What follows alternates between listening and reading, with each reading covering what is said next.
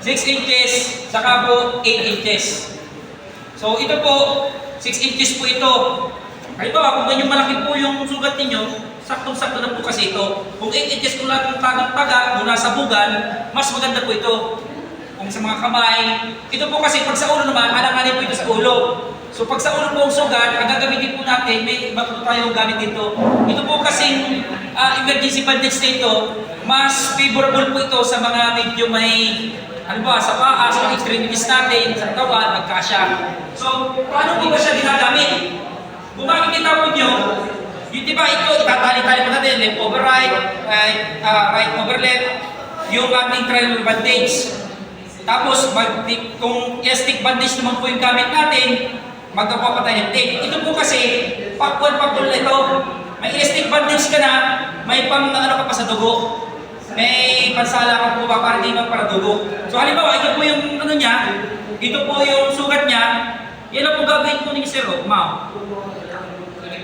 Direkta na po nyo i-pressure, pagkatapos, pagkadating po dito sa ano, kung nakikita po niya parang may na yan, isisiksik mo lang yan dyan,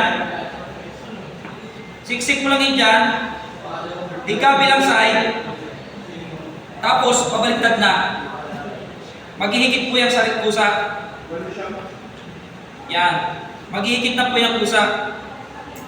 Yan. Tingnan po ninyo. Higit na higit po siya.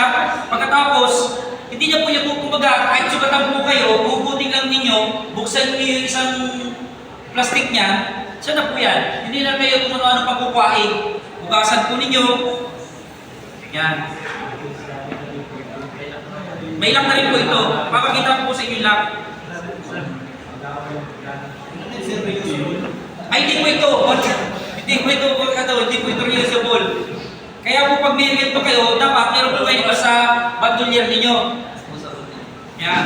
Pag ilalak ka po, kung nakikita po dito, kasi po ito pag nilak mo na, isisingit mo lang po yung tigkabilang side, may ngipin po kasi ang sisira na kaya di mo ilalak. So ang pag-lock lang po niyan, tigkabilang isisingit lang po ninyo. Lock na po yan. Kaya po yung ipakita mo sa kanila kung ano kahigit po yung ano nyo.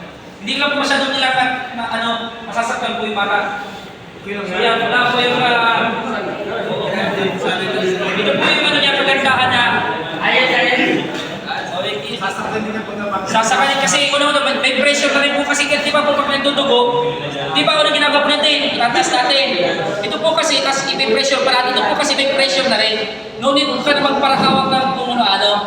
Ano po? So ito po yung kagandahan nitong emergency bandage dito. Ito naman po yung nabibili sa Lazada. Pili lang po kayo ng size 4, 6, and 8. So siguro po isa po nasa 300, may 150 yung medyo. Huwag po kayo bibili doon.